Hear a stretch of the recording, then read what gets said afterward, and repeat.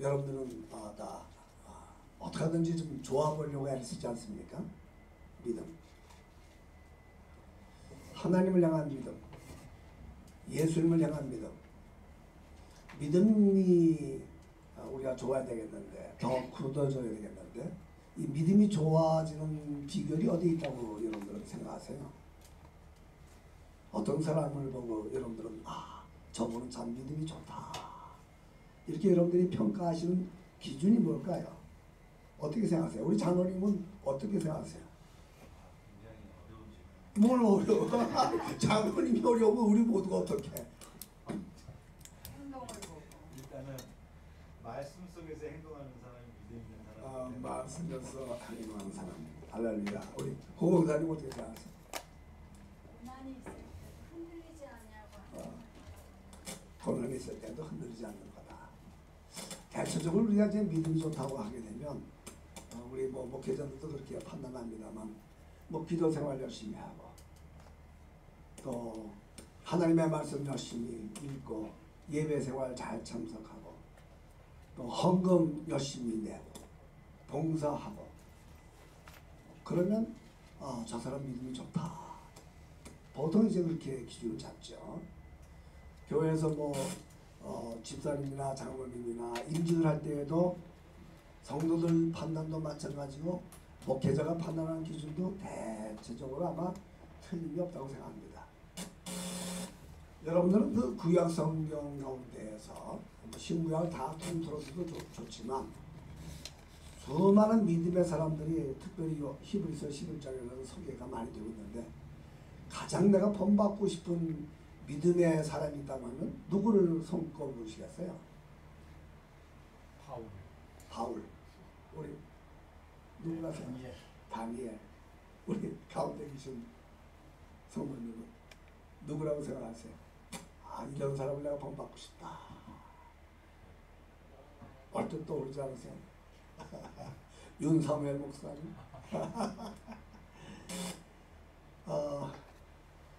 믿음의 선조가 많죠. 믿음의 조상 아브라함부터 시작해가지고 히브리서에 보게 되면 수많은 사람들이 열거되고 있는데 제가 볼 때는 오늘 내가 이제 소개하려고 하는 여러분 힌트를 줬으면 다윗이라고 얘기 나와야 되는데 다윗이 얘기는 안 나오는데 다윗이라고 생각이 돼요. 왜냐하면 사도행전 15장에 보니까 바울이 2000년 전도여행을 쭉 하다가 비시디아 안교에 이르러서 설교를 할 때 무슨 말을 하나요? 하나님이 이스라엘의 역사를 쭉 열거하다가 이세 아들 다윗을 만나니 내 마음에 어떻게 하다고? 합한 자라. 성경 66권 가운데에서 하나님이 보실 때에 당신 마음에 합하다고 하는 말을 들은 사람은 유일하게 다윗밖에 없어요. 수많은 사람들이 다 믿음의 훌륭한 면을 가지고 있지만 다윗은 그야말로 하나님께로부터 인정받는 사람이다. 그렇게 저는 생각합니다. 여러분들도 하나님 앞에 그런 말 듣고 싶지 않으세요? 오늘 이 아침에 여러분들 만났을 때 너를 보니 내 마음에 아파라. 이런 말을 듣는다면 이 세상에 걱정이 뭐 있겠어요. 다윗이 하나님의 마음에 아파다. 도대체 다윗은 어떤 인물이길래 그런 칭찬을 들었을까? 여러 가지가 있을 겁니다. 그런데 다윗의 일생을 쭉 이렇게 돌이켜보면 다윗은 오늘 이 시편 18편 29절에 있는 말씀대로 평생 적군을 향해서 달렸고 평생 수많은 담을 뛰어넘는 인생을 파란만장한 인생을 살았던 사람이 다윗이에요. 예를 들면 여러분들도 수많은 인생의 파도를 넘으면서 수많은 담을 건너 뛰었겠지만은 다윗은 우선 가정부터 살펴보면요 8명의 아들 가운데에서 막내로 태어났어요. 막내로 태어난 이 아들이 대체적으로 부모한테서 귀염둥이처럼 자랐어야 될 것 같은데 그렇지 않겠습니까? 혹시 여러분 가운데 막내 계세요? 집안에서 막내? 막내 집안에서 귀여움 받아요? 안 받아요? 받지요? 하죠. 저는 뭐 여러분들 혹시 뭐 아실지 모르실지 모르지만 아들만 5 뒀는데 넷째하고 5째 사이가 7년 터울이에요. 혹시 터울 두면 날 준날까 했더니 딸이 안 나오고 마지막까지도 목사가 왔다 갔다 하지 말고 한 줄기로 가라고 그러는지 어쨌든 아들을 낳아서 지금도 생각하면 이제 그 막내가 이제 35이 만 35이 넘었는데 이게 좀 늘 마음에 어디 가든지 눈에 이렇게 선하고 마음에 자꾸 이 생각이 더 가요. 근데 이세 집에 있는 아들 막내 다윗을 보니까 사무엘 선지자에게 하나님께서 말씀하시기를 야 사울은 너무 건방지고 교만해져서 내가 그를 더 이상 쓰지 못하겠다. 왕을 내가 폐위시키고 딴 사람을 시켜야겠다. 너는 베들레헴에 가서 이세 집에 가서 그 집의 아들 가운데에 하나를 왕으로 삼아서 기름 부어라.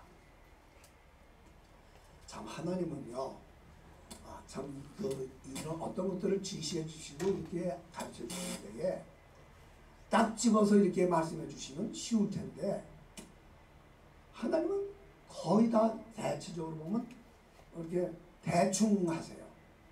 헷갈리게 하세요. 8명의 아들 가운데 아무 개를 선택하라 그러면 되는 거 아니에요, 간단하게. 그런데 8명 있는데 그 중에 하나를 선택하라고 하니까 당장 이거 우리 김 전사님 다음 주부터 고쳐보세요. 이거 하나 고쳐놓지도 않고 이게 안 고쳐지는 이유가 있네. 윤사멜 목사님 여기다 꽂고 하시니까 이런 경우가 없는데 내가 여기다 꽂고 싶은데 꽂지 못한 이유는 나하고 거리가 멀어가지고 내 소리가 제대로 안 들릴 것 같아서 그래서 이제 그런데 그래도 꼭 여기다 놓고 한번 해주세요. 여기다 놓고 위에다 놓으면 될 것 같아요. 오케이. 방법을 한번 써보죠. 오케이. 이러면 되겠네. 오케이.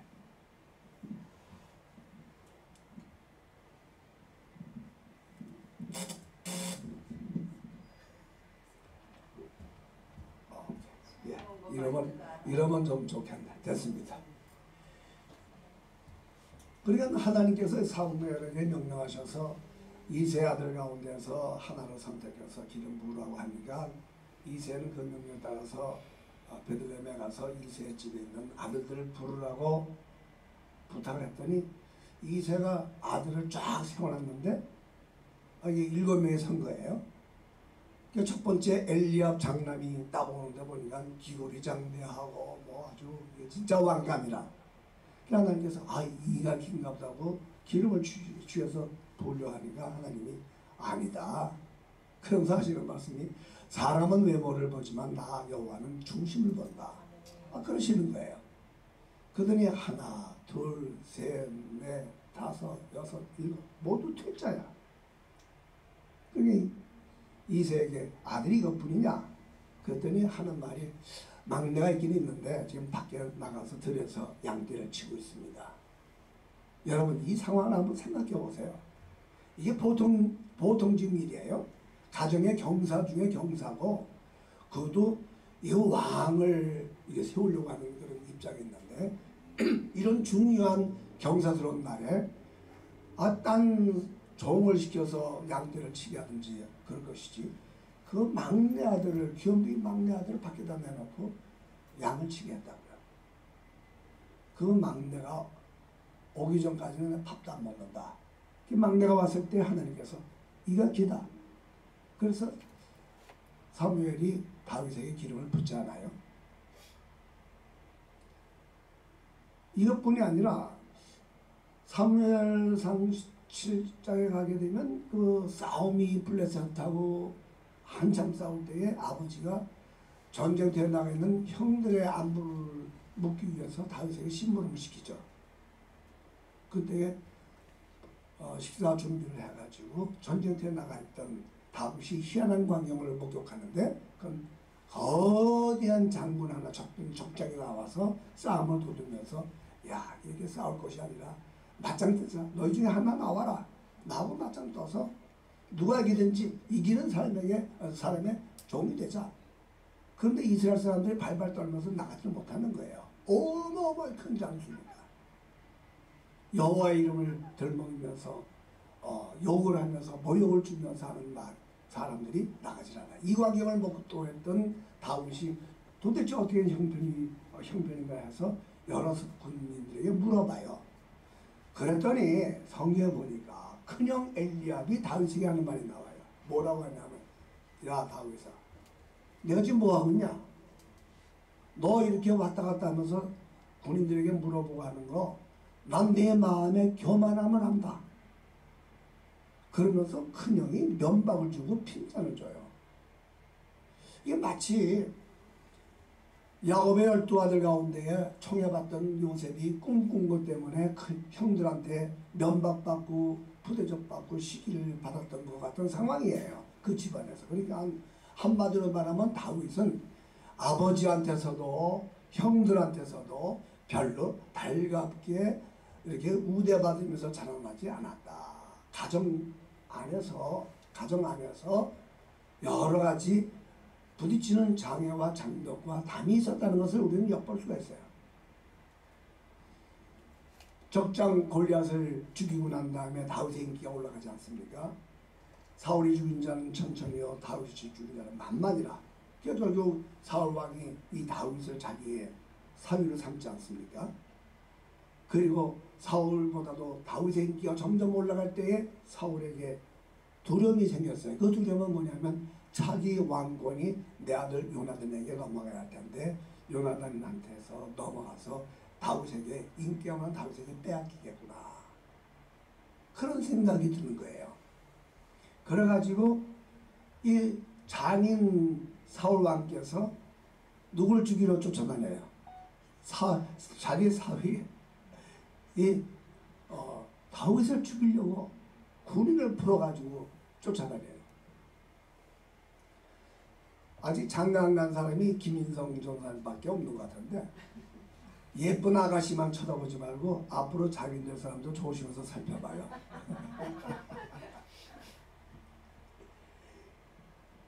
그런 가운데서 이 다윗이 결국은 적들과 싸우고 자기를 쫓아다니던 사울왕도 전쟁돼서 죽고, 그리고 왕이 되고 그 수많은 주변 국가들과의 싸움에서 수많은 적들을 물리치고, 얼마나 싸움을 잘했고 얼마나 많은 싸움을 했으면 다윗의 내 평생의 소원, 다윗의 평생의 소원이 뭐였을까요? 다윗의 평생의 소원이 뭐예요? 성전 건축이죠. 성전 건축을 하고 싶은데 하나님이 허락했어요, 안 했어요? 이유가 뭐예요? 피를 너무 많이 흘려서. 그러니까 다윗이 얼마나 전쟁을 많이 했으면 피를 너무 많이 흘렸기 때문에 하나님이 너는 성전 건축 안 돼. 내 아들 솔로몬에게 내가 줄 거야. 수많은 적들과의 싸움의 그 장벽을 넘어섰어요. 그뿐만이 아니죠. 이게 참 요즘은 뭐 일처일부제니까 뭐 좋지만, 옛날에야 한 가정의 남자가 능력 있으면 아내들 여러 사람 거느리지 않습니까? 뭐 저희 때만 해도 우리 친구들 가운데서도 뭐 작은 엄마도 계시고 뭐 또 계시고 배다른 형제들이 있어서 이럭저럭 싸우는 일들을 많이 봤는데, 다윗도 마찬가지예요. 왕이 수많은 여자를 거느렸잖아요. 그래가지고 거기서 나는 아들들이 있었는데 그 중에 진짜 자기 왕감 같은 왕들이 있었단 말이에요. 때가 되면 아들이 왕위를 얻을 텐데 기다리지 못하고 그 아들들 가운데서 압살롬이 아버지를 상대해서 반역을 일으키잖아요. 참 인생의 삶 속에서 수만 가지의 어려움들을 우리가 당하지만 가장 슬프고 아프고 힘든 아픔은 자식들 때문에 겪는 고통일 거예요. 아직도 다른 데서 오는 외부적인 것은 사업이 좀 망했다, 남들한테 사기당했다, 아직도 또 한 번 일어서보지. 그런데 이 자식들 때문에 받는, 자식들이 배신을 했다, 이걸 견딜 수가 없죠. 그런 고난을 다윗이 받았어요. 그런 담을 뛰어넘어서 했어요. 그런데 그것보다도 더 기가 막힌 사건이 다윗에게 있어요. 그 다윗은 그 수많은 적들과의 싸움, 그 수많은 방패와 담과 그런 벽들을 넘어는 이 장애물을 넘는 그 과정 속에서 가장 무서운 장애물이 하나 있는데 그 장애물이 뭔지 아세요? 내 자신. 자신이에요. 자신.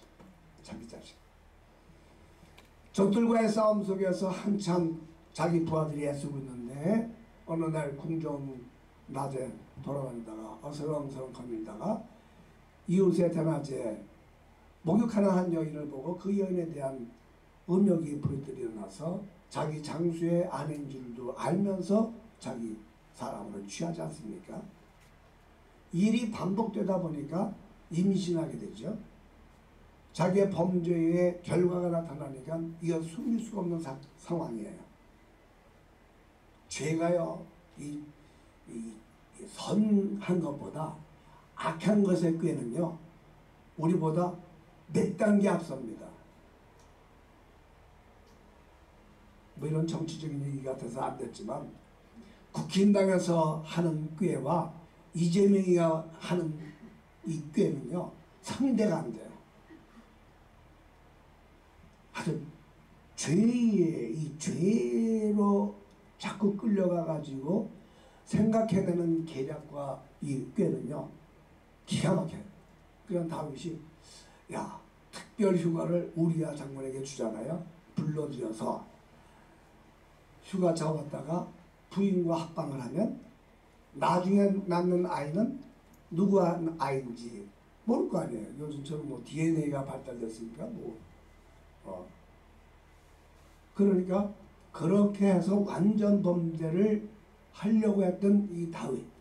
그런데 기가 막히죠. 사람이 마음에 계획할지라도 일을 이루시는 것은 여호와 하나님이라고 했는데 만사가 자기 뜻대로 되는 게 아니에요. 휴가 나온 이 우리아가 자기 집에 들어서 자지 않고 궁정에서 있는 거예요. 이유가 뭐예요? 내 부하들, 내 친구들, 동료들은 싸우고 있는데 나 혼자 호요호시 할 수 있느냐? 그러고 집에 안 들어가 궁정에서 자는 거예요. 그러니까 약이 더 바짝 올라요. 마치 봄날에 동면을 깨고 밖으로 나와 있는 독사에 머리를 빳빳이 올리면서 독을 품는 그런 광경이 이 다윗에게 임하죠. 할 수 없어서 명령서를 하나 주죠. 우리한테. 그 명령서 안에는 뭡니까? 한참 이 장수를 앞세워서 선봉나무 앞세워서 싸우다가 한참 전쟁이 시발 때에 철수해서 이 장수를 죽게 하라. 자기 죽이라는 명령서인 줄도 모르고 충주스러운 우리아는 가서 전달을 합니다. 다윗의 계획대로 이 장수는 우리아는 죽습니다. 그러고 나니까 다윗은 거칠 것이 없어요. 남편이 죽었으니까 과부를 취하는 데 대해서는 아무런 하자가 없는 거예요. 자기 아내로 취했죠. 모든 것이 다 이제는 만사가 해결된 줄 알았어요. 아무도 몰라요. 근데 어느 날 선지자가 찾아옵니다. 나단 선지자가 면담을 요청해요. 어쩐 일이냐? 왕이시여, 어떤 부잣집의 친구가 멀리서 찾아왔는데 이 친구를 접대하기 위해서 자기 집에 수많은 양떼가 있는데도 불구하고 옆집에 어린 양 하나, 암양 하나 자기 새끼처럼 키우는 집이 있는데 그 노인네의 양을 뺏어서 자기 친구를 대접했습니다. 이 말을 들은 다윗은 진노합니다. 여봐라, 당장에 그런 놈을 능지처참하라, 불러들여.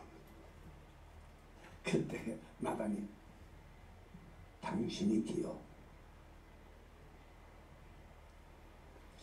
여러분 같으면 어땠을까요? 이런 상황에서 나 같았으면 틀림없이 저 나단 저 당장 잡아다가 죽이라고 날 명령했을 거야 아마. 그런데 다윗은 그 순간에 그 자리에서 주저앉고 하나님 앞에 회개하고 자기 죄를 자복합니다. 시편에 보면 시편의 4편이 다윗의 참회 시로 알려져 있는 것이 4개가 있어요. 그 속에 보면 내가 죄악 중에 모태에서 출생했으며 그러면서 하나님 내 마음에 정한 마음을 창조하여 주옵소서. 내 눈물로 요를 적시나이다. 요를 침상을 띄울 정도로 눈물을 흘리면서 다윗이 참여하고 기도한 내용이 있어요. 하나님의 마음에 합한 게 뭔가? 저는 이것이 하나님의 마음에 합했다고 생각해요. 하나님의 마음에 합한 거. 여러분들과 내가 죄를 짓지 않으려고 애를 써요. 오늘도 여러분들 자백기도 하면서 여러 가지 죄를 용서해달라고 그러지 않았어요? 죄를 안 짓기를 원하고 우리가 애를 쓰지만 매주일마다 반복되어지는 이 참의 기도를 드리지 아니할 수 없고 순간순간마다 우리가 똑같은 죄를 자복하지 아니할 수 없는 것이 저와 여러분들의 모습이에요. 그런데 문제는 이거를 반복하다 보면 어느 날에는 이런 마음이 들어요. 내 마음속에 야 쪽제비도 낯짝있지. 지난주에도 똑같은 거 얘기하고 너 요번에도 똑같은 거 얘기하네. 야 그러면서 하다 보면 그거 회개하고 자복하는 것조차도 이제는 뭐라 할까 한국말 표현도 자꾸 이제 잊어버리게 되는데 면역이 생겨가지고 안 하게 돼요. 근데 다윗은요, 다윗의 위대한 점은 자기의 죄에 대한 책망을 들었을 때 주저없이 하나님 앞에 무릎 꿇고 기도했다는 거, 자복했다는 거, 회개했다는 거. 사랑하는 성도 여러분, 저와 여러분들은 얼마든지 넘어질 수 있는 사람들이고 얼마든지 우리는 죄를 지을 수 있는 사람들입니다. 그러나 한 가지 기억하세요. 우리 하나님은 사랑이 많으신 하나님, 자비로우신 하나님은 언제든지 우리에게 세컨 찬스를 주신다는 거예요. 이것만 기억하고 내가 어떤 형편 속에 있을지라도 주님 앞에 돌아와서 정말 우리가 자백하고 주님 앞에 기도하면 요한 1서의 1장 9절에 있는 말씀처럼 하나님은 의로우셔서 우리의 죄를 용서해 주셔요. 다윗은 그런 사람이에요.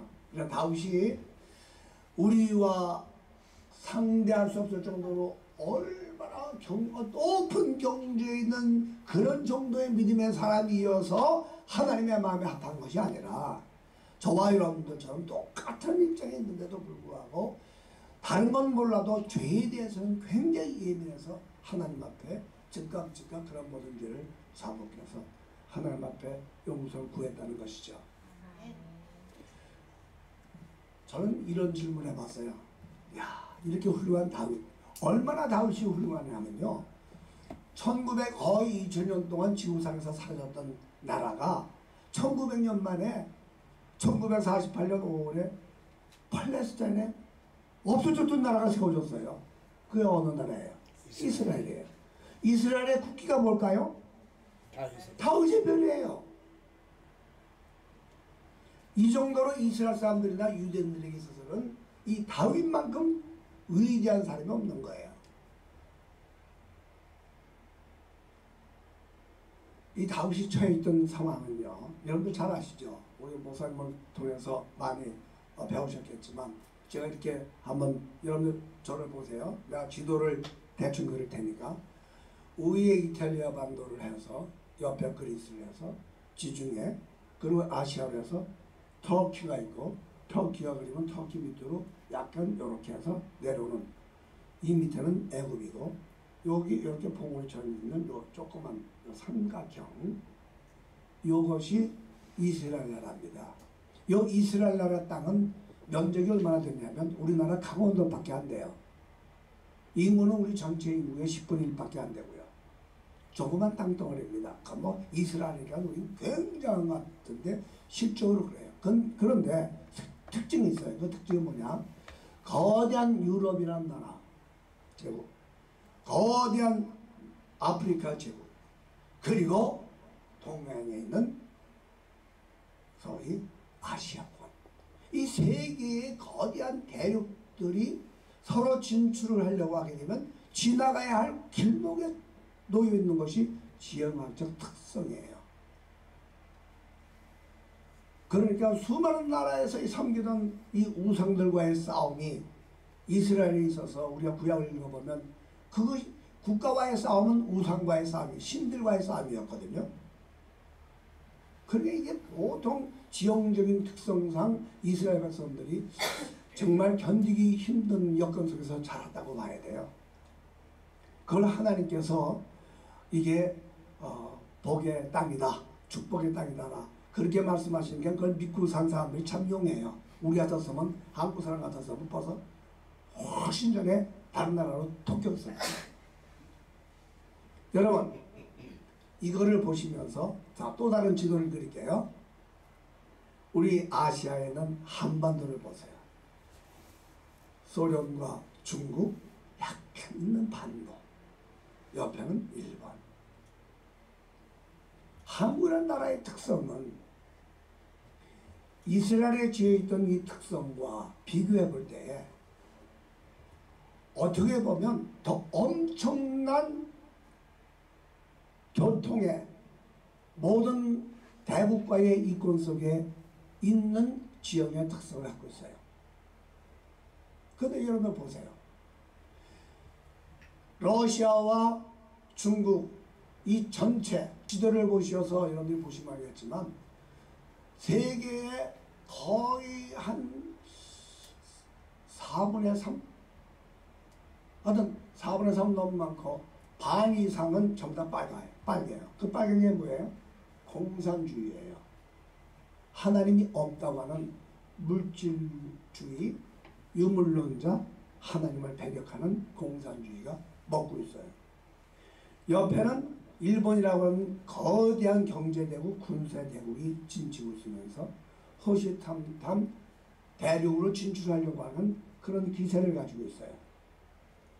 이 나라는 신들이 얼마나 많은지 진짜 사도 바울이 아데네에 가서 전도하다가 알지 못하는 신에게라는 걸 보고 설교를 했는데 이 일본에 가게 되면 하다 못해서 모르는 신이라는 신한테도 제사 드린다니까. 그리고 그 바다를 건너서 멀리 반대편에 있는 것은 엄청난 해양 세력인 미국과 카나다가 있죠. 이런 지형이 우리나라의 지역입니다. 1945년 해방되었을 때에 우리나라는 일본에서의 독립도 중요하지만 일본에서 해방된 것이 기쁘지만 또 다른 엄청난 시련을 막 부딪혀야 했어요. 그것이 뭐냐면 소위 볼셰비키 혁명을 통해서 일어난 공산주의 사상이라는 공산사회주의라는 것이 소련 전체를 먹었고 중국 전체를 먹었고 2차 대전 후에 동굴아파 전체를 다 점령해버렸고 아시아에 있어서 조그맣게 남아있는 이 반도국가 이것도 반토막을 내서 3% 이북까지 완전히 점령한 것이 공산국가예요. 이런 상황에 직면한 대한민국은 이 38선만 무너져 버리면 미국이 마지막에 상황을 늦게서야 판단하고 소련에게 야 38선을 중심으로 해서 이북은 너희들이 군사 보내가지고 일본군을 해체하고 남쪽은 우리가 들어가서 일본군을 해체할 테니까 38선을 우리가 중심으로 하자. 그 말을 제안을 안 했으면 그냥 소련군들이 다 들어와서 남한 전체를 공산국가로 세웠을 거예요. 그래도 기특하게 소련이 자기들에는 또 계산을 해서 38선으로 머물러서 이북에다가 우리가 잘하는 대로 공산국가를 세워놨지 않았습니까? 이런 상황에서 공산국가가 뭔지도 모르고 사회주의가 뭔지도 모르고 자유민주국가가 뭔지도 모르는 그 정말 이데올로기에 이 사상적인 생각에 전혀 이 상식들이 없는 그런 시대에 1945년 33년 동안의 망명 생활을 마치고 미국에서 들어온 이승만이 대한민국을 돌아볼 때에 남한을 돌아볼 때에 기가 막힌 거예요. 36년 동안 일본 사람들에게 지배받아서 이 문제를 척결해야 할 텐데 그보다도 눈앞에 와서 보니까 남한 전체도 북한은 말할 것 없고 남한 와 보니까 여운형과 박헌영이 세우는 조선공산당, 이 어마어마한 세력을 가지고 공산당 무슨 위원회를 만들어서 이승만을 대표로 앉히려고 그러고 와서 부탁을 하는 거예요. 미리 이승만은 미국에 있으면서 레닌의 그 소위 공산국가 사회주의가 그렇게 평등한 사회를 만들어준다고 해서 1930년대 이미 소련을 방문해서 소련을 가보려고 들어갔다가 일본과 소련이 그 당시에 외교관계가 잘 맺어져 있는 관계로 하루 만에 비자를 안 내줘가지고 소련에서 쫓겨났잖아요. 이승만이. 그러면서 소련의 실태를 소위 부르주아를 청산해버리고 사회의 모든 노동자 그룹이 평등하게 산다고 하는 그 사회를 직접 눈으로 보고 거기에 있어 쓴 사람들의 이야기를 다 듣고 난 다음에 이 공산국가 이것은 망령이로구나. 이것은 하나님을 부인하는 하나님이 없다고 하는 사상이니까 이것은 사탄이다. 이렇게 봤던 것이 이승만의 입장이었어요. 그래서 이승만이 1945년부터 이 나라에서 자유민주주의 국가를 위해서 애를 쓴 거예요. 지난 토요일날 우리 김인성 전사님 제가 하고 있는 오남 네트워크의 사무총장 모시고 우리가 정읍에 가서 이승만이 1946년 6월 3일날 정읍을 방문했다가 이 나라만이라도 통일정부를 세우기 위해서는 남한만이라도 임시정부를 만들어야 된다. 그 주장을 발언을 했더니 좌파들이 떼거지로 몰려서 저 남북을 분단시키려고 하는 흉계다. 그래가지고 오늘날도 좌파들은 이승만을 남북 분단의 원흉이다. 그렇게 공격을 합니다. 실제는 그것이 아닌데. 그래서 그 행사를 하고 갔습니다. 전라북도에 가서 정읍에 가서 이 행사를 77년 만에 처음으로 전라북도에다 깃발을 꽂고 대한민국 건국은 여러분들이 시작한 겁니다. 그 얘기를 하러 가서 하나님께서 보호해 주셔서 400명 넘게 한 400~500명이 넘게 와가지고 정말 놀라운 일을 우리가 이루고 왔습니다. 하나님의 은혜. 여러분 그런데요 제가 그 말을 하려고 하는 것이 아니라 그 일을 통해서 이승만이 국회를 우리나라 정부를 만들기 전에 1948년 5월에 국회를 만들고 직접 선거를 통해서 국회에서 간접 선거로 대통령 당선돼서 1948년 8월 15일 날 대통령 취임할 때에 국회를 시작할 때에도 예정이 없던 이은영 목사님 의원을 불러다녀서 기도를 시작한 나라가 이 나라의 재헌국회고 8월 15일 날 대통령 취임할 때도 헌법 위에다가 또 하나의 책을 얹고 그 위에다 손을 얹고 선서했는데 그 책이 무슨 책입니까? 평소에 보는 게 있던 성경책. 그 위에다가 자기의 손을 얹고 하나님 앞과 국민 앞에서 대통령 취임 선서를 한 거예요. 그리고 어떻게 하든지 이 나라에 기독교로 이 자유민주 국가를 세우겠다고 해서 형무소에 형복제도, 군인들에게 군복제도, 문맹률 80% 정도 되어지는 우리 우매한 국민들을 깨우쳐서 성경을 읽게 해야 예수를 믿지 않겠나. 국민학교 모든 초등학교를 6년 동안 의무교육, 6.25 사변 일어나서 수많은 구호 물자가 들이닥쳤을 때 그 구호 물자를 다 누가 돌려줬는지 아세요?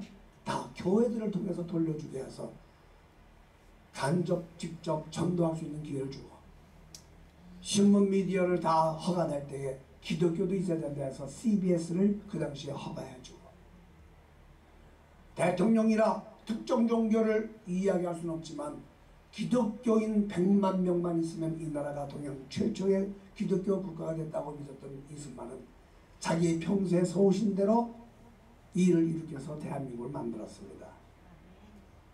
저는 이승만에 대해서 공부를 하면서 어떻게 이승만이 이런 사람이 되었을까?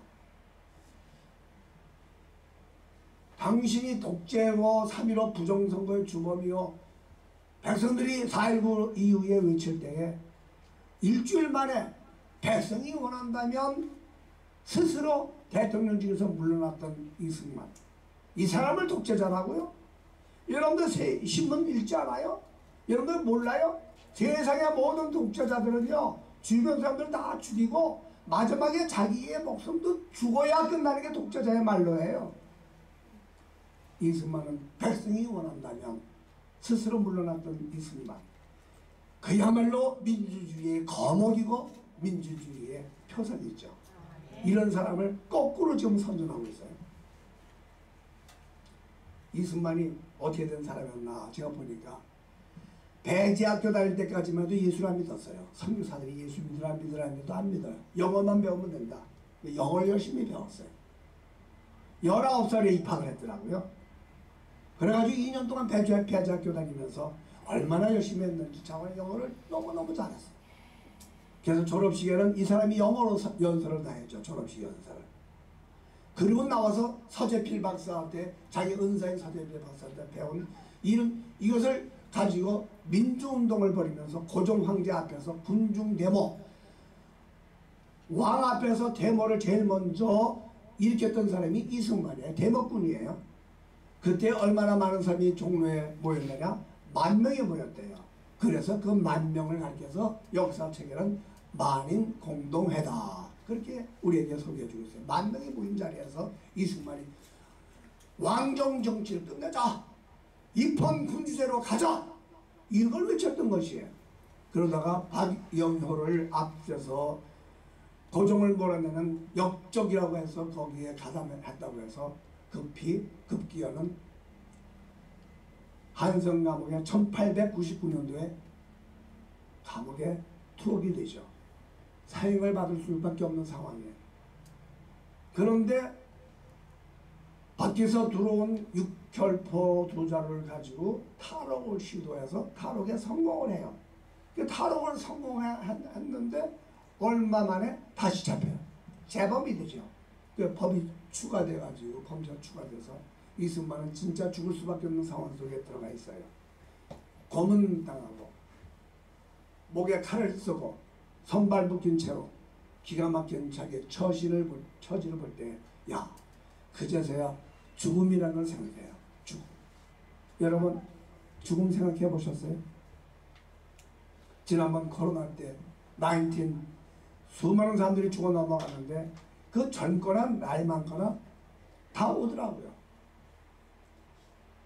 이승만은 감옥에서 죽음의 문제를 생각하게 됐어요. 그때서야 생각난 것이 선교사들, 귀뚱으로 듣던 선교사들이 채플 시간에 하는 얘기, 하나님 앞에 기도하면 하나님이 구원해 주신다, 이 생각해 봤어요. 그래서 칼 쓴 채로 머리를 떨고 기도 2마디를 했답니다. 첫째는 하나님 내 영혼을 구원해 주세요. 두 번째는 내 민족을 구원해 주세요. 2마디 기도를 했더니 갑자기 감방이 환하게 비치면서 자기 마음속에 강렬한 환한 빛이 마음속에 들어오더니, 그제까지는 선교사들은 우리나라를 강탈하러 온 강도 같은 사람들이다라고 생각했는데 그 미웠던 감정이 싹 사그러지고, 아, 저 사람들이 우리를 도와주기 위해서 온 사랑의 사람이로구나, 그런 마음으로 바뀌더래요. 이것이 바로 이승만이 하나님 앞에 기도하고 성령 체험을 하고 예수를 믿게 된 변환점이에요. 이승만이 이렇게 변하고 되고 난 다음에 에비슨 선교사한테 요청을 해서 성경을 보내달라고 해서 여선교사를 통해서 에비슨이 성경책을 넣어줘요. 그랬더니 칼슨 쳐서 성경을 읽기 시작합니다. 한 장 한 장. 묶이는 상태니까 옆에 있는 죄수가 한 장 넘겨줘야 한 장씩 읽을 수밖에 없는 상황 속에서 성경을 읽었어요. 하나님께서 이 명석한 머리를 가졌던 이승만이 보는 대로 다 거의 외우다시피 해요. 그러면서 기도합니다. 감옥에서 5년 7개월을 살았는데 5년 7개월 동안 역사의 기록에 보면 이 한성 감옥, 아주 무서웠던 한성 감옥은 복당이다라는 별명을 얻게 됩니다. 복당, The House of Blessing, 복을 받는 곳이다. 왜? 이승만이 예수를 믿고 난 다음에 이 사람이 전도하기 시작하는데 마침 그때 정치범으로 들어왔던 이상재, 뭐 남궁호, 뭐 홍재기, 뭐 수많은 양반들이 거기 들어왔다가 이승만의 전도를 통해서 예수 믿기 시작하는 거예요. 기록에 보면 이승만이 한성 감옥에서 있으면서 전도하는 사람의 숫자가 43명. 이 43명이 모두가 다 혁혁한 우리나라 독립운동가들이에요. 무려 그 감옥 안에 있는 감옥을 지키고 감옥의 총사령관인 그 사람도, 그 사람의 동생도 예수를 믿었어요.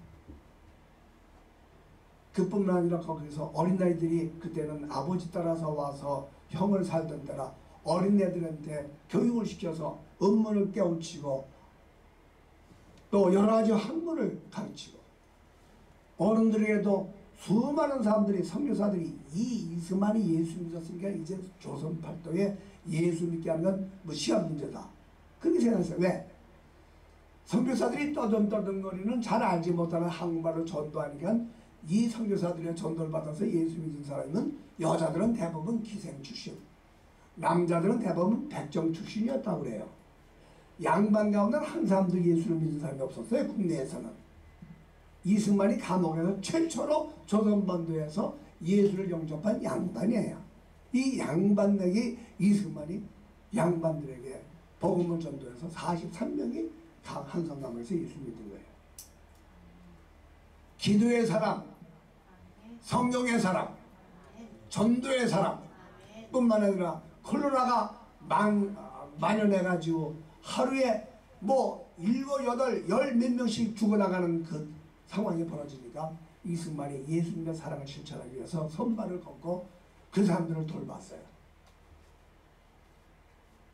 그러면서 이승만이 기록해 보니까 죽어가는 사람들에게 예수님을 믿고 죽으라고 복음을 전도했어요. 거기에서 1904년에 러시아와 일본이 전쟁이 났다는 소리를 듣고, 야, 일본이 드디어 우리나라 먹게 생겼구나. 영어 사전을 편찬하다가 집어쳐버리고 책을 하나 썼어요. 그 책이 독립정신이에요. 그 독립정신 속에 보면 수많은 조선시대에 조선이 가지고 있는 문제점을 다 얘기하고 난 다음에 맨 마지막에 무슨 말을 하냐면, 썩은 나무에서, 썩은 고목에서 새색이 나려고 하게 되면 새로운 종교, 기독교로 사람의 마음이 교환을 받아야 된다. 그것이 바로 기독교 입국론이라고 얘기하는 거예요. 그런데요, 여러분들 꼭 독립정신 한번 찾아서 읽으세요. 맨 마지막 구절이 기가 막혀요. 다 쓰고 난 다음에 맨 마지막에다 뭐라 썼는지 아세요? 이후 천국에서 만납세다. 그게 마지막 구절이에요. 이승만은 살아나갈 것을 생각하지 못했어요. 죽을 줄 알았어요. 그 책을 옥중 동지인 박용만이 먼저 추록할 때 그 원고를 몰래 숨겨가지고 추록을 해서 그 책이 처음 출판된 것은 1910년에 미국에 와서 그 책이 발견이 돼요. 러시아가 일본한테 패망한 다음에 고종이 생각하니까 큰일 났어요. 일본 사람한테 먹히게 생겼어. 그러니까 대신들하고 의논해서 일본보다 더 큰 나라한테 도움을 받아야 되지 않겠냐. 어느 나라냐? 미국이다. 그러면 옛날에 우리가 조미숙이 받은 거 있지 않냐. 조미숙이 한 것이 있으니까 그걸 기반으로 해서 해보자. 그러면 영어를 잘하는 사람을 찾아야 할 텐데 누구냐? 이승만입니다. 어디 있느냐? 옥에 있습니다. 당장 석방시켜서 이승만을 보내. 그것이 계속해서 1904년 8월 달에 이승만을 석방시킵니다. 종신형을 받았던 이승만을. 그리고는 몸을 추리고 난 다음에 1904년 11월 달에 미국으로 밀서를 가지고 옵니다. 루즈벨트 대통령을 만나서 이 문제를 도움받기 위해서. 그러나 그때는 이미 가츠라 데프트 협약이, 밀약이 책정되어 있는 상황으로 루즈벨트는 우리 조선을 도와줄 수 없었죠.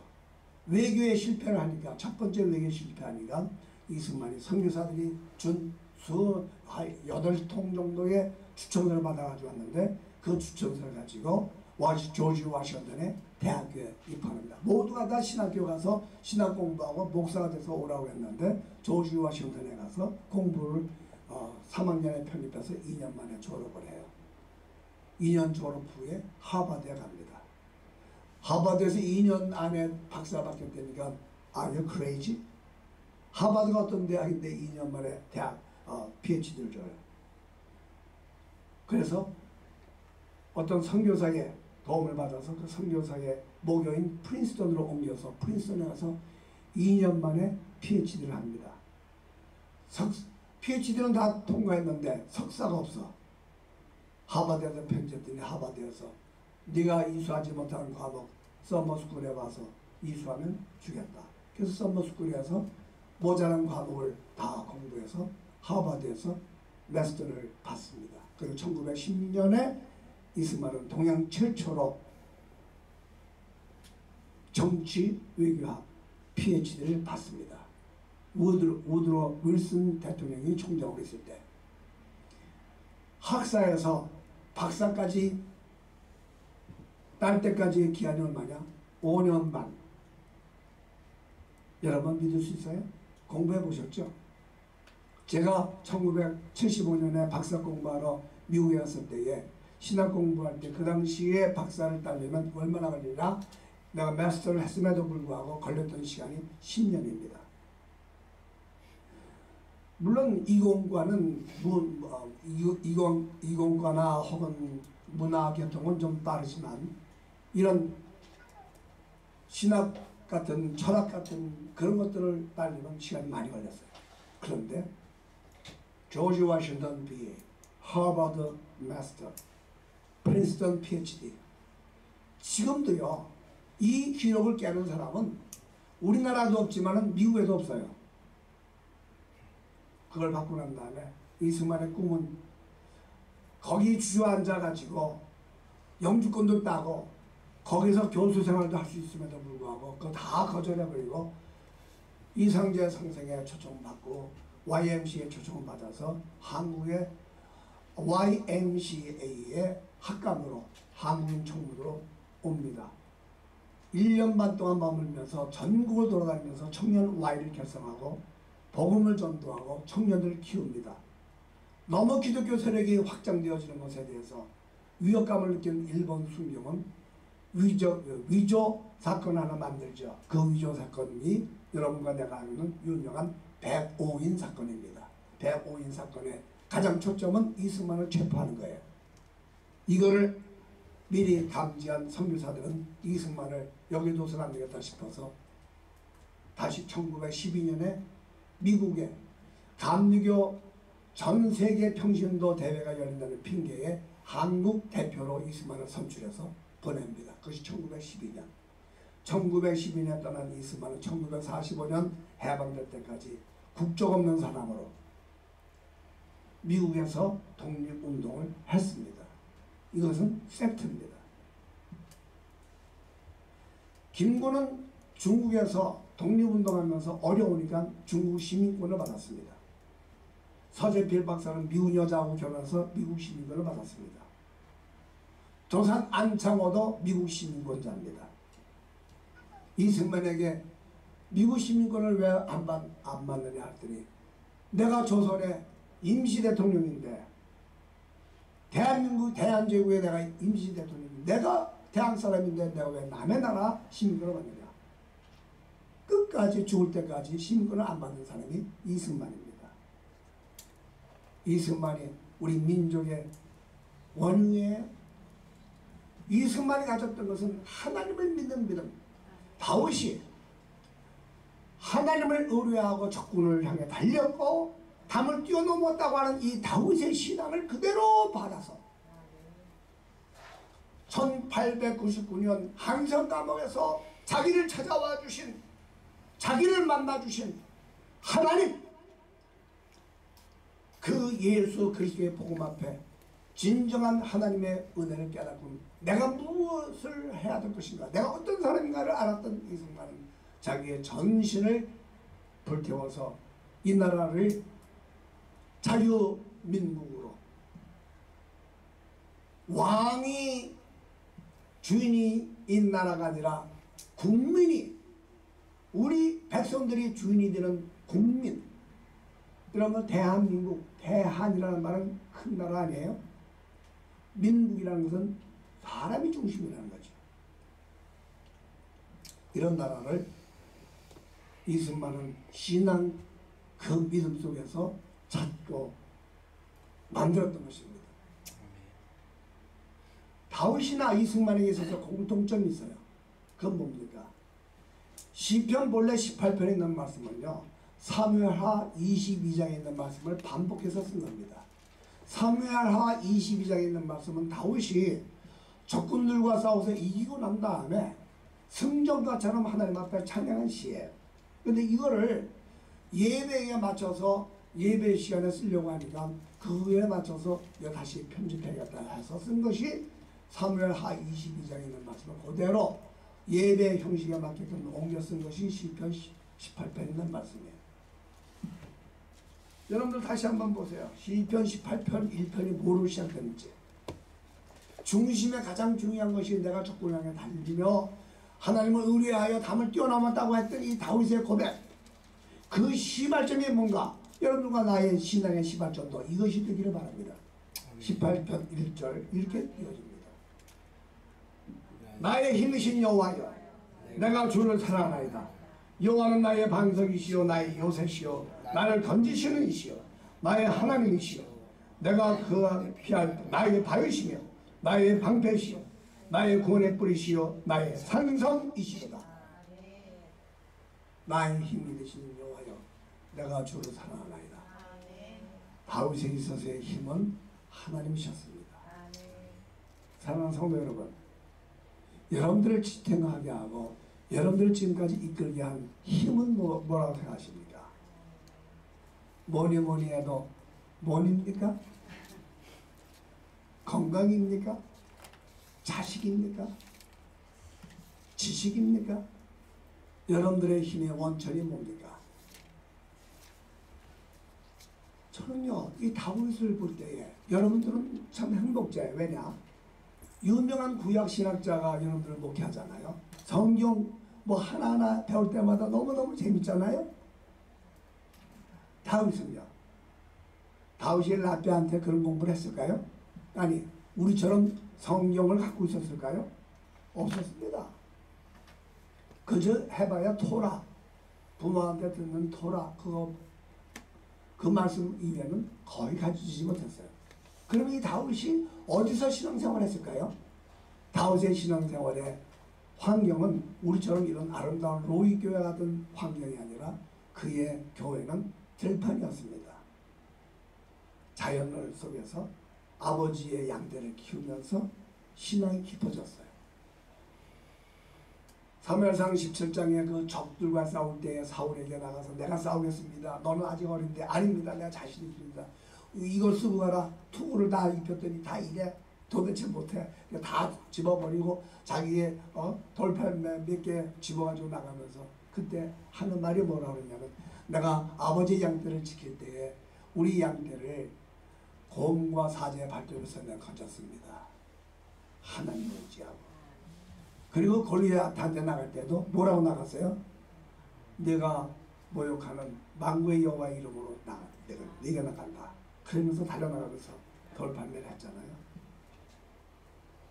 로마서 1장 20절 21절에 보면 하나님이 자기의 신성을, 당신의 신스러운 신성을 만드신 모든 만물에게 다 볼 수 있도록 만들어줘서 누구도 하나님을 모른다고 핑계할 수 없다고 성경은 이야기하고 있어요. 성경 공부 많이 해서 신앙 좋아지는 게 아니에요.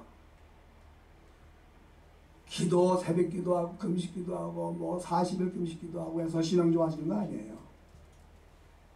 헌금 많이 내서 되어주는 것도 아니고 뭐 다 필요해요. 그러나 신앙의 본질은 하나님이 누군가, 그 하나님과 나와의 관계가 뭔가, 진짜 하나님이 나를 사랑하시고 내가 하나님을 사랑하는 관계인가, 여러분들과 내가 정말 신앙의 관계 속에서 하나님과 예수 그리스도와 여러분들과 나의 관계가 뭐라고 여러분들 생각하십니까? 뭐 누구와의 관계가 중요한 게 아니에요. 다른 큰 교회와의 관계가 중요한 게 아니에요. 나와 하나님과의 관계가 뭐냐는 거예요. 나와 하나님의 관계가 뭐냐. 로마서 8장에 보니까 사도 바울이 그런 말을 해요. 자기의 아들 예수 그리스도를 우리를 위해서 아끼지 아니하고 독생자를 주신 하나님께서 더 이상 무엇을 아낄 수 있겠는가? 여러분 저를 보세요. 다른 건 다 잊어버려도 돼. 다른 건 다 잊어버려도 돼. 하나님이 나를 사랑하사 자기의 독생자 예수님을 십자가에 못 박아 죽였다. 누굴 위해서? 나를 위해서. 나를 위해서. 저는 이런 고민을 해봤어요. 아, 수십억의 인구가 있는데 어떻게 하나님이 나를 사랑해? 사랑받는 놈만 사랑하지. 그런 생각을 했었어요. 근데 이 아들들을 키워보니까 좀 그렇더라고요. 아들이 5이 있는데 엄마가 아들을 사랑하는데 야, 너 큰아들을 부르다가 야, 너 알지? 아들이 너 동생들이 넷이 있는데 난 너한테 사랑을 다 줄 수가 없다. 5분의 1만 가져가라. 그래서 큰아들한테 5분의 1 띄워주고 둘째 아들한테도 5분의 1 띄워주고 셋째 아들한테도 5분의 1 띄워주고 그럽니까? 아니요. 부모가 자식을 사랑할 때는 1대1이에요. 희한해요. 엄마는 하나인데 엄마가 주는 사랑은 자식이 10이든 20이든 간에 관계없이 1대1의 관계지 10분의 1이나 100분의 1이 되는 것이 아니더라고요. 믿으십니까? 네. 하나님이 여러분들을 보실 때도 마찬가지예요. 하나님이 여러분들과의 관계는 1대1이지 1대 수십억이 아니라고요. 그걸 증거하는 게 뭐예요? 여러분들의 머리털 하나 뽑아서 DNA 검사해 보세요. 세상 천지에 여러분들하고 똑같은 DNA가 나오나 여러분들의 지문을 한번 지문을 찍어보세요. 그 지문 속에 세상 천지에 나와도 똑같은 지문이 있는가? 하다못해 침을 뱉으면 침에 있는 타액조차도 그 안에 있는 DNA가 이 세상의 천지에 누구? 내가밖에 없어. 하나님은 나와 하나님과의 1대1의 관계예요. 그렇게 사랑하세요. 그래서 예수님을 십자가에 죽으셨다 하더라도 예수님의 십자가에 흘리는 그 사랑의 은혜는 나와 하나님과의 관계예요. 하나님께서 오늘 저와 여러분에게 다윗은 바로 그걸 경험한 거예요. 뭘 통해서? 자연 속에서. 그래서 나의 힘이신 여호와여 내가 주를 사랑하나이다. 사랑하는 우리 성도 여러분, 사람이 많고 적은 것이 아니라 하나님이 과연 나를 이 세상에서 이렇게 사랑하는가? 나를 이렇게 사랑하는가? 이것만 깨달아지고 이것만 믿으시면 세상 말로 말하면 광땡이야. 광땡. 보통 거야. 이거를 여러분들이 마음속에 깊이 깨달을 수 있게 되기를 바랍니다. 이승만이 그걸 체험한 거예요. 그래서 세워진 나라가 이 나라예요. 제가 목사로 평생 벌써 46년째 이제 목회를 하는데 미국에 있는 사람이 뭐하러 대한민국에 와서 이승만 운동을 해요? 여기 있는 사람들이 알아서 다 할 것이지. 근데 외국에 나와 있으면 대한민국 안에 있는 사람들 그 살고 하는 모습을 보니까 기가 막혀. 우리가 볼 때는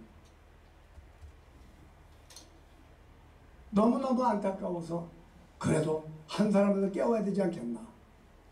그래서 미국에서 와서 시간 있을 때마다 여기에 몇 개월씩 체류하면서 이승만 운동을 하는데 그 이유는 다른 거 아니에요. 지난번 코로나19 문재인 정부 때 하는 걸 보니까 아무리 우리가 애를 써도 전도 막혀 선교 막혀 제일 먼저 타격받는 게 선교적인 선교사들이 몽땅 다 한국 전부 다 후퇴해서 돌아와. 오니까 갈 데가 없어. 선교사님들이 이것저것 전전긍긍해. 대한민국 교회가 다 문을 닫아. 옛날엔 성수주의 생명처럼 여기던 한국 교회가 이제는 전부 다 TV에 앉아서 안방에서 보고 예배드려. 지금은 목사님들이 성수주의를 강조한다고 성도들이 뭐 눈 하나 깜짝거려? 양심에 가책받아? 아니야. 뭐가? 정부가 어떤 형태로든지 신앙의 자유를 억압해버리면 꼼짝없이 당하는 것이 저와 여러분들이에요.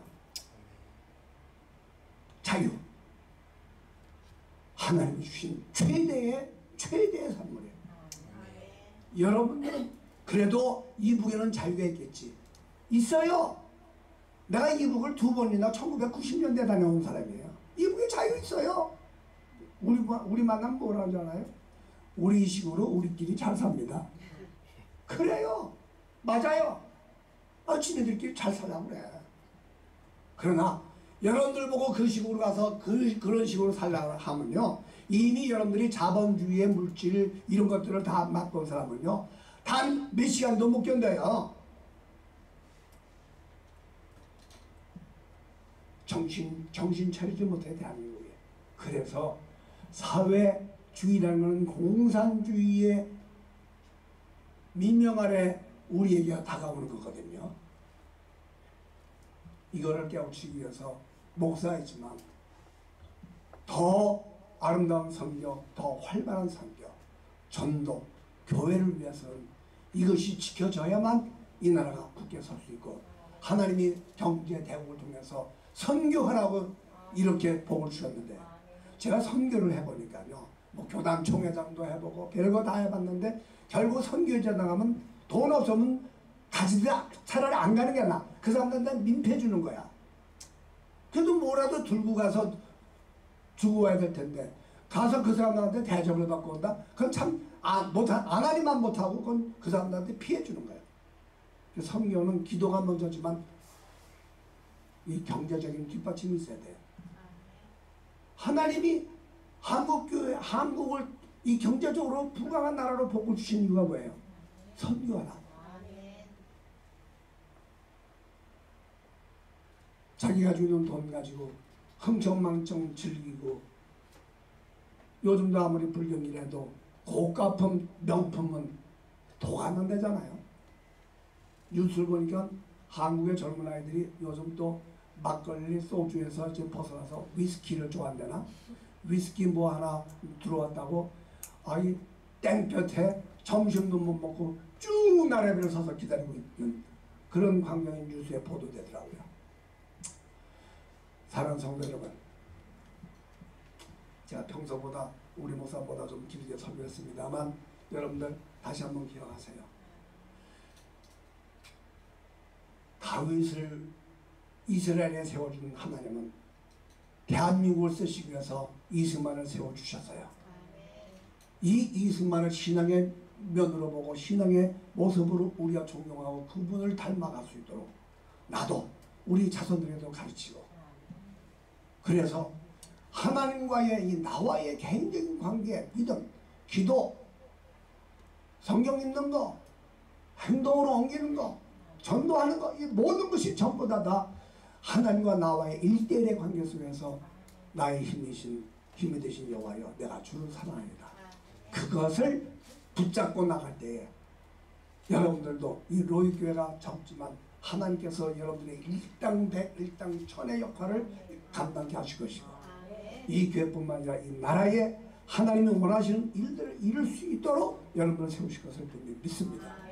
주님 앞에 나가는 그런 우리 모든 성도들이 되시기를 주의 이름으로 축원합니다. 기도하겠습니다. 하나님 아버지 감사합니다.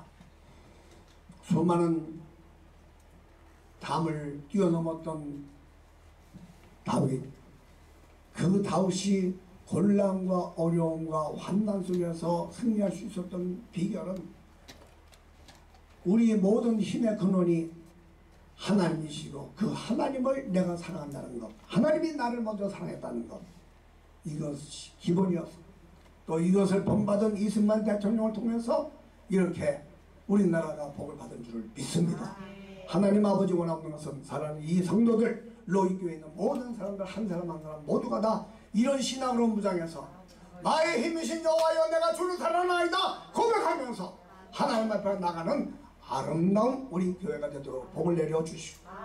사랑하는 이 교회를 위하여 눈물을 뿌리고 씨를 뿌리고 있는 윤 목사님 네 분에게 강건함을 베풀어 주시옵소서. 예수님 이름으로 기도드리옵나이다. 아멘.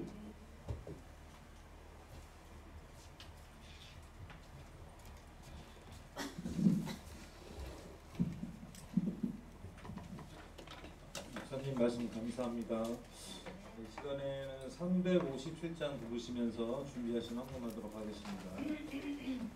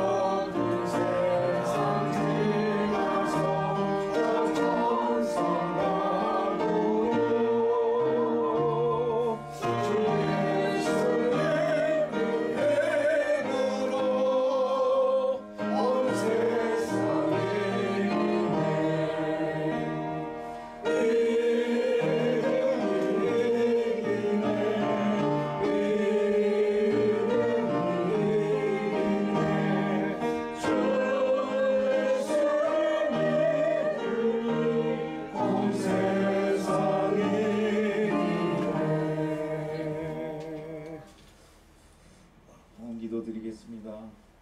사랑의 하나님 아버지 감사드립니다. 또 이 주님 앞에 예배드릴 때 빈손 들고 오지 아니하고 몸과 마음과 정성을 다해서 주님 앞에